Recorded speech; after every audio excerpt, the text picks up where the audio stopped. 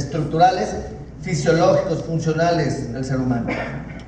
Cuando se ideó la hipótesis de la programación metabólica con el profesor Barker, se habló, justamente se tomó como modelo epidemiológico el hambre en Holanda, por ejemplo, para conocer cómo había cambios geográficos en la población asociados con la forma de nacer y cómo la forma de nacer, sobre todo el peso bajo o la prematurez, por ejemplo, incidían en cambios a largo plazo, hablamos de 30 a 40 años, y cómo los adultos a largo plazo desarrollaron enfermedades metabólicas, cardiovasculares, infartos o diabetes tipo 2 u obesidad.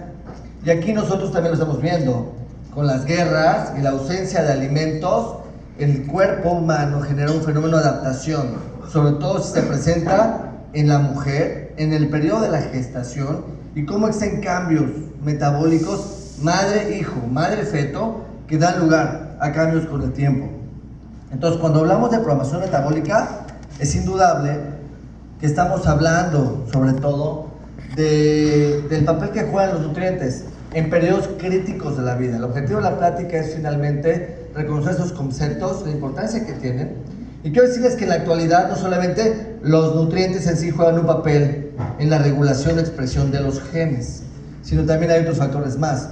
Entonces, como ya lo comentaba también el doctor, acerca de la enseñanza, por naturaleza lo que el ser humano necesita y pretende es saber. Recientemente tuvimos una plática, escuché una plática del doctor Raúl Calzada de la evolución del Homo al Homo sapiens y cómo la enseñanza se empezó a dar y se dio a través de los homos ya viejitos, porque los jóvenes se dedicaban a cazar y a conseguir el alimento. Entonces empezó a apreciar el Neandertal y el Homo sapiens empezó a apreciar lo que era el homo más grande de edad, y él se dedicaba de forma ritual a generar la enseñanza de lo que ya se conocía. O sea que la enseñanza viene desde esos momentos muy importantes. Y entonces vean qué importancia realmente tiene la programación metabólica, es decir, cambios estructurales en el metabolismo y la función del ser humano, no solamente el metabolismo, sino también el sistema inmunológico, que los nutrientes en todas las etapas críticas de la vida juegan un papel importante. Inducen cambios, vean ustedes, a nivel celular, en el sistema inmunológico, en el metabolismo y en la expresión de genes. Es lo que se conoce como regulación epigenética. Entonces, reconocer el impacto que tienen los nutrientes en los procesos de adaptación general no es nuevo. Desde el punto de vista darwiniano, en la evolución de las especies, hay factores que han jugado un papel fundamental en lograr que sobrevivamos, ¿no? Y seamos el organismo superior, exceptuando algunos políticos, ¿no? Que pudiéramos adaptarnos al ambiente y soportar las inclemencias obviamente del tiempo, y tomar alimentos, consumirlos y poderlos utilizar. Y es a través de, vean ustedes, cambios en la expresión genética, y hay diferencias entre lo que es un cambio epigenético y una mutación. Y aquí hablamos de cambios en la expresión de genes que no modifican la alteración de la secuencia del DNA a través de la dieta y a través de otros factores ambientales que permiten modular un complejo desarrollo inmunológico y metabólico que nos permite sobrevivir. No solamente los nutrientes involucran o modifican la expresión de genes. Desde el punto de vista de la evolución, ¿cuáles son los seres que han estado desde el inicio del tiempo en la Tierra? Los seres más pequeños que hay, que son nuestro principal aportador de material genético que nos permite desarrollarnos y vivir. Las bacterias. Las bacterias son una herramienta genética de evolución. Han estado todo el tiempo, y el hecho de poder compartir, formar parte de los organismos, han permitido la evolución también. Vean ustedes, y aprovechando que aquí hay inmunólogos, alergólogos, vean cómo las bacterias, por ejemplo, el ser humano comparte un 25% de DNA bacteriano de animales marinos. Es decir, las mejores civilizaciones que se han desarrollado, ¿dónde se han establecido? Cerca del mar y de los ríos. De tal suerte que las bacterias son capaces de contener o intercambiar material genético, de tal suerte que al momento en que nosotros las poseemos, también tenemos un intercambio de material genético a través de un efecto mutualista y de simbiosis y de un beneficio mutuo. De tal, vean ustedes cómo en las células eucariotas nosotros mantenemos en nuestra información de DNA, a través de un mecanismo que se llama de transposón genético o salto genético, un 25% de ese material que ha ayudado a establecer una diferenciación linfocitaria entre linfocitos T y linfocitos B. Entonces quiere decir que en la programación epigenética, en printing genético y metabólico interviene en dieta, interviene en bacterias, y de la dieta vean el genoma de las plantas junto con el genoma bacteriano, que es 100 veces mayor en número que el humano, puede inducir cambios genéticos, proteómicos y metabolómicos. Entonces, ya programación metabólica no es donde se quedó Barker y Lucas, hablando de que la ausencia o no, deficiencia de nutrientes, modifica la estructura y función, sino que existen otros factores más, además de los nutrientes. Yo les voy a preguntar, ¿la leche humana es estéril? ¿O contiene bacterias? Contiene bacterias, ¿no? ¿De dónde obtiene las bacterias la leche humana? De la piel, del pezón de la mami y del colon de la mami, a través de un mecanismo que se conoce como circulación enteromamaria, de tal suerte que la leche materna es el principal inductor de la educación inmunológica cuando se la damos a los niños. ¿La leche humana contiene prebióticos o oligosacáridos? Sí, porque los prebióticos son el alimento de las bacterias, ¿no? De los probióticos o la microbiota. Y la leche humana lo contiene. Contiene oligosacáridos que permiten que continúe una colonización temprana y una composición microbiana que al tener un contacto con el tubo digestivo genera la educación inmunológica muy importante. Y si tenemos un epitelio intestinal no inflamado, digiere mejor, absorbe mejor y tiene una mejor motilidad. Por eso los niños alimentados con leche materna se enferman menos. Cuando uno ve a un paciente hablando de programación nutricional que involucra la programación metabólica y la programación inmunológica, cuando vemos niños con un diagnóstico de alergia a la proteína hecha de la vaca, ¿qué porcentaje de los papás tienen algún fenómeno alérgico? Uno o ambos. La explicación de esto son cambios a nivel de la expresión de genes, apagar o prender genes a través de diversos factores. Entonces vean, en la programación inmunológica, donde interviene obviamente el metabolismo, el sistema inmune, existen ciertas interacciones importantes: nutriente, microbiota y huésped. Y a través de estos mecanismos se logra modular la programación de diferentes sistemas. Y estos, a su vez, son capaces de modular la expresión de genes. Los nutrientes los hacen. Y eso se llama nutrigenética. Y cómo los genes pueden cambiar también la utilización de nutrientes, nutrigenómica. Entonces, en la actualidad, como comentaron hace poquito, la medicina ha avanzado mucho, de tal suerte que vamos a llegar a la evolución donde la deficiencia de algunos nutrientes será totalmente conocida, y eso será obviamente el tratamiento de cada quien, porque desde el punto de vista darwiniano no es el más fuerte ni el más inteligente el que sobrevive, sino aquel que mejor se adapta a los cambios. Si el doctor en Alemania no se adaptaba a los alemanes, ¿qué hubiera pasado? Lo sacan, ¿verdad? Entonces, ¿cuál es la capacidad de resistencia de un alemán versus un mexicano? Pues depende de diversos factores nutricionales, ambientales y de capacidad de adaptación. Entonces, en la actualidad, la programación metabólica es importante porque va ligada a otras programaciones nutricionales, inmunológicas también, porque estamos viviendo esto, ¿no? Un cambio. ¿Dónde tiene mayor valor la programación metabólica? ¿Para qué nos sirve conocerlo? ¿Por qué es importante? Porque es la forma de prevenir el aumento de enfermedades inflamatorias no comunicables, ¿de acuerdo? Es decir, el aumento de incidencia de enfermedades como obesidad, diabetes, hipertensión e infartos. Pero yo les digo, no solamente es ese aumento de enfermedades no comunicables, hay otros fenómenos inflamatorios que también están aumentando. En esta lámina lo pueden ver. Es decir, existe una disminución de enfermedades infecciosas que se han ido publicando con el tiempo por diversos factores, También el uso de antibióticos de hace 30 o 40 años modifica la aparición de enfermedades infecciosas, sobre todo bacterianas. Pero tenemos un aumento de enfermedades inflamatorias desde el punto de vista inmunológicas, autoinmunes o alérgicas. Vean ustedes, enfermedad de Crohn, esclerosis múltiple, asma, diabetes, que van de la mano con el metabolismo. La pregunta es, ¿en qué punto nosotros podemos ayudar a prevenir este tipo de factores? A través del conocimiento, de establecer el conocimiento del papel de los nutrientes en periodos críticos de la vida, donde hay mayor plasticidad o modificación.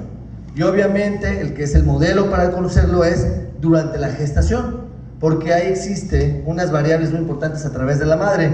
Pero la idea de identificar la importancia de la programación metabólica es esto: poder modular o disminuir la aparición de enfermedades metabólicas, inflamatorias, crónicas, no comunicables, porque cuando hablamos del punto de vista inmunológico alérgico, esto, cuando venga el Día de Muertos, o el Halloween es una realidad. Cuando los niños a pedir su calaverita, ¿qué hacemos? Yo tengo alergia a la leche. La moda, yo tengo intolerancia al gluten, o alergia al trigo, o alergia a la leche de la vaca. Entonces, ¿qué comen estos niños? ¿No? ¿Y por qué lo tienen? Y entonces yo os quiero decir una cosa. Ahora que estoy llenando un formato de mi sobrino que se va a estudiar a Boston, un requisito para la preparatoria es llevar 2 plumitas de EpiPen, si tiene alguna alergia alimentaria documentada. Entonces se habla del aumento, del cambio epidemiológico que existe, y la pregunta es si nosotros también vamos para allá, ¿no? Porque estamos viendo ese cambio a través del impacto en la nutrición, es decir, de la leche, porque hablamos, ¿cuál de nosotros promueven los niños que acaban de nacer que consuman el calostro? Porque decimos, no le des esa lechita, no importa, dale cuando tengas buena cantidad de leche, ¿no? ¿Esa leche no importa o sí importa? ¿En qué es rica el calostro? Proteínas, ¿qué más? Inmunoglobulinas, que ayudan a la defensa, ¿qué más? Oligosacáridos, alimentación para las bacterias, tiene hasta 20 a 24 gramos por litro, educación inmunológica e inflamatoria y factores de crecimiento.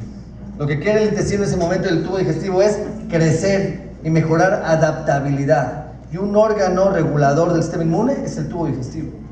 Entonces, la pregunta es, ¿esto es una realidad? Esto es programación nutricional, el aumento de enfermedades inflamatorias que afectan el tubo digestivo, como alergia alimentaria en pacientes no prematuros, alergia oral, hiperreactividad bronquial y enfermedades metabólicas están ligados a través de cambios en la expresión de genes. Todo tiene un punto de unión. La pregunta es, ¿en qué momento sucede?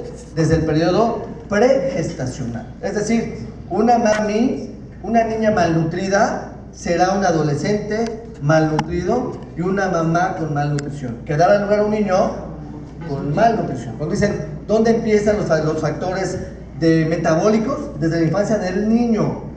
Un ejemplo es, el ácido fólico, ¿a qué edad se recomienda consumir? O con relación a la gestación, ¿cuánto tiempo antes? ¿Media hora, como la pastilla de las 24 horas? 3 meses. Pero el ácido fólico, vamos a ver más adelante, es un inductor de metilación del DNA, que modifica la expresión de genes. Y entonces debe consumir desde chiquitos.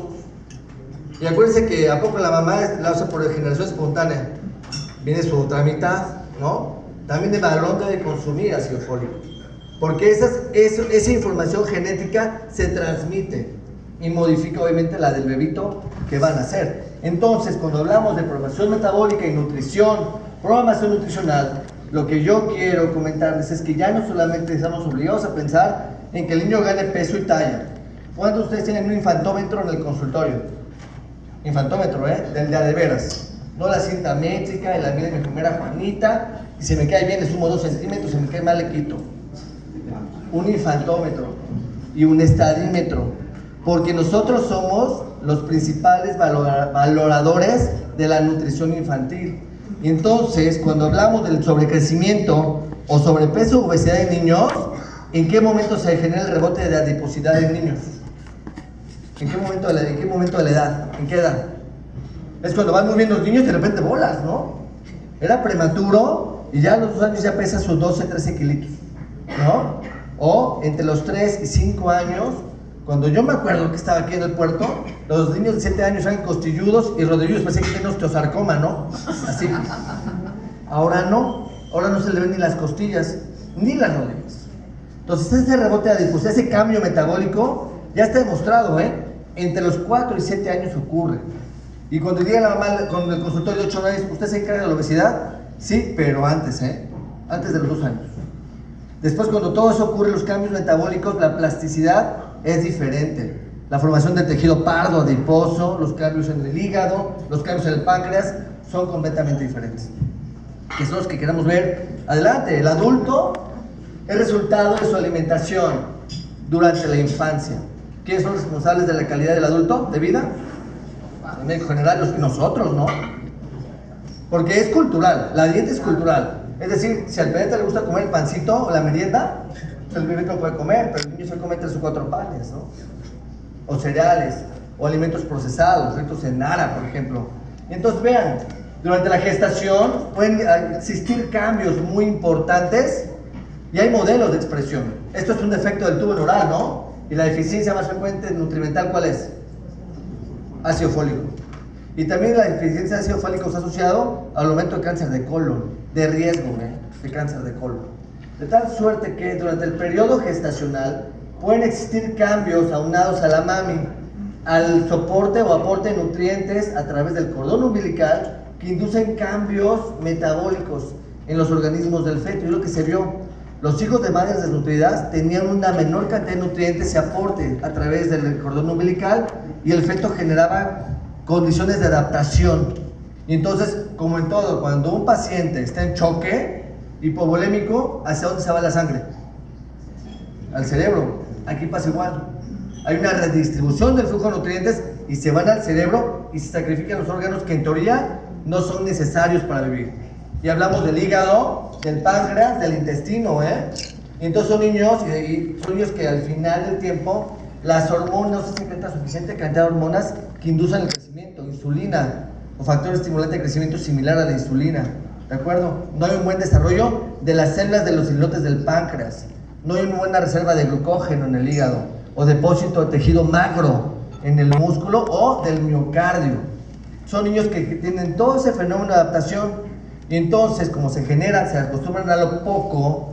Cuando se expone a un ambiente diferente, donde hay mayor cantidad de alimentos, ¿qué pasa? Todas las deficiencias tisulares que tuvieron durante el periodo gestacional pueden tener un impacto a largo plazo. Y es donde la programación metabólica, el ambiente postnatal, juega un papel fundamental.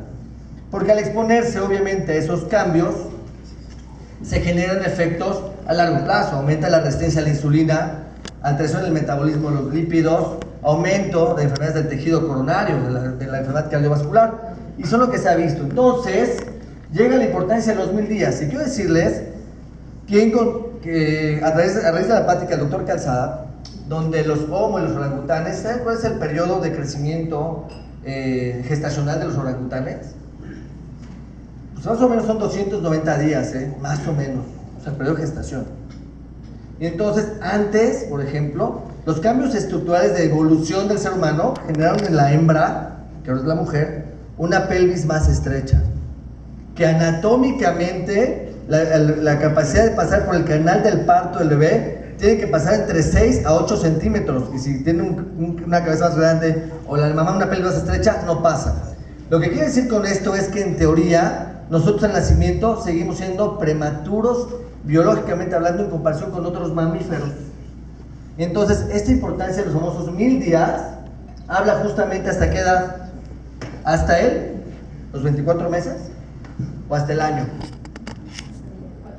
los 24, que es donde alcanzamos una biología suficiente. Entonces sabe que desde el punto de vista filogenético de la evolución nosotros somos prematuros por muchas razones que nos han permitido estar sobre el pie. De hecho, el foramen oval, en lugar de estar posterior, se volvió inferior para poder tener nosotros esta postura. Y acuérdense que los organismos inferiores, o los orangutanes, la columna es completamente lineal y nosotros tenemos las curvaturas propias que nos permiten estar de pie.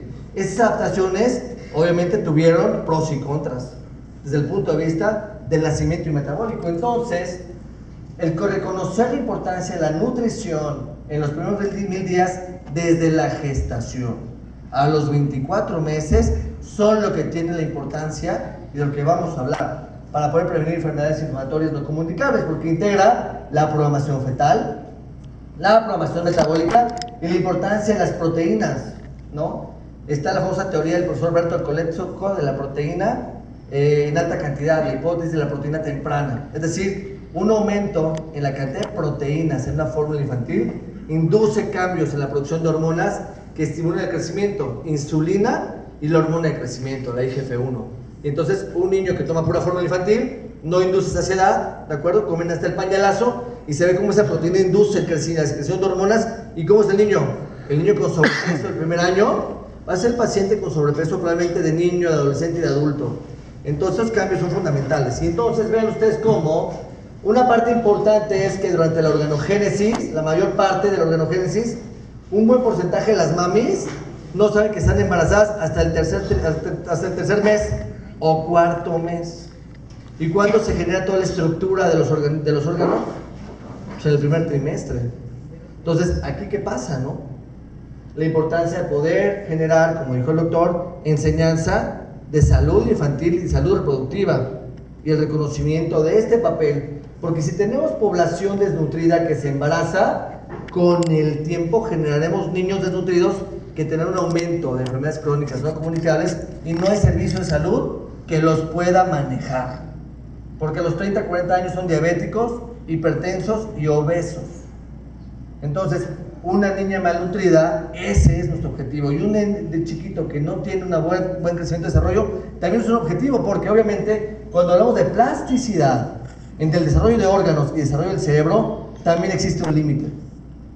Es como los que estamos en instituciones que manejamos niños con cardiopatías, con patologías muy importantes. Tenemos cardiópatas de 2 años que pesan 5 kilos y tienen un perímetro craneal de 40 centímetros.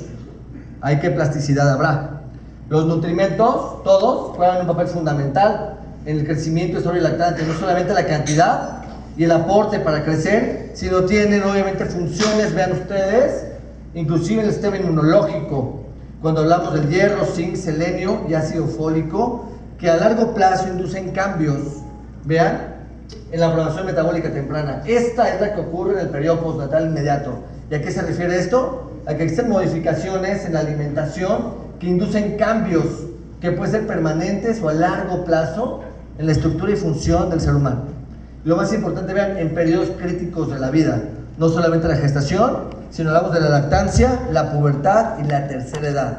En cualquiera de estos momentos pueden inducirse este tipo de cambios tan importantes. Y vean, lo que yo les comentaba, quizás uno de los estudios epidemiológicos más importantes es la hambruna que se dio en Holanda, que sí son niños de muy bajo peso, de mamis desnutridas, y en este tipo de niños prematuros de bajo peso, un exceso de ganancia en los primeros 24 meses, vean, se asocia a este tipo de enfermedades, hipertensión, diabetes, accidente cerebrovascular, porque el niño durante la gestación, obviamente se acostumbra al poco flujo sanguíneo, y el riñón también se acostumbra a manejar eso, al un aumento de alimentos, existe un aumento de la resistencia vascular, con mayor efecto en donde también en el corazón, y eso genera cambios también en el metabolismo cardiovascular.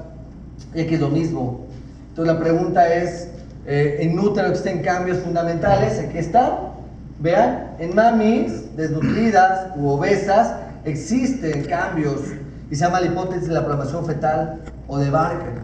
La idea es que en estos pacientes puede haber un daño permanente por esos déficits de nutrimentos con aumento de la vulnerabilidad y efectos a largo plazo, ya sea por una pobre ingesta materna o una alteración en el aporte de nutrimentos a través del cordón umbilical.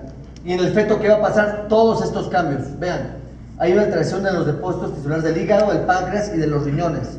Entonces hay alteración en la cantidad de células beta del páncreas, no se desarrollan y eso genera que cambios en la resistencia a la insulina, alteración del depósito de glucógeno en el hígado, alteraciones del flujo renovascular también, alteración en la secreción de hormonas que promueven el crecimiento fetal, insulina y factor de crecimiento similar a la insulina, reducción de aporte de nutrimentos a las estructuras abdominales, alteraciones vasculares, de flujo sanguíneo, y todo esto genera cambios en la cantidad de células y su diferenciación.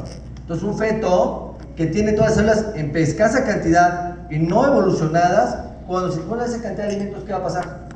Son niños que van con cómo crece el prematuro. Ahí